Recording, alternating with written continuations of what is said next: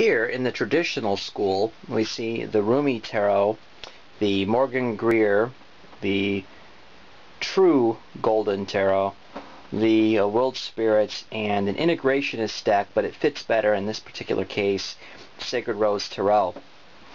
The general feel is one of moving from one place to another, and part of it comes actually, we'll see in the systems-based approach, from the actual astrological aspects, which are Mercury in Aquarius.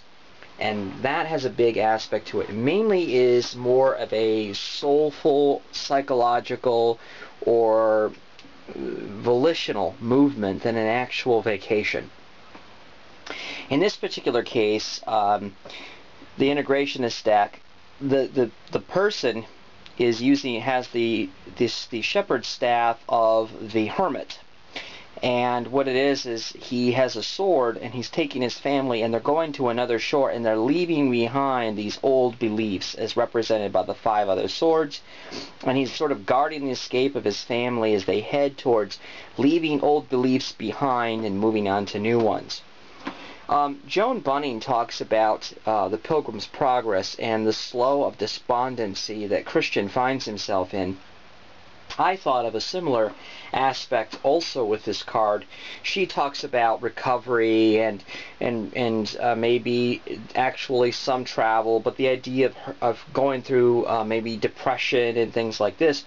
But I thought of the river that Christian travels across at the end when he dies, and then he finally transfers into heaven. And so I think of this more as the river Styx, and the idea of crossing in that sort of sense. And so crossing the soul's journey in one sense from one place to another, one state to another. And that's picked up a lot more in the Rumi Tarot. There's an aspect of also like the Sacred Rose here in the World Spirit, where this woman and this child are hastily getting into this boat with an all-seeing eye that is going to take them to a place of nurture, leaving behind those things that hurt and going towards those things that heal. And so, especially with the Rumi Tarot, which has a very, whether it's Sufi or not, very hermetic focus of, oh soul, your real country is beyond, cross to the other bank of the river. See the idea there especially of the river Styx, or the river that Christian crosses to get into the celestial kingdom. And so I think that's a better way of maybe looking at aspects of the 6 of Swords, that kind of mental belief or spiritual journey.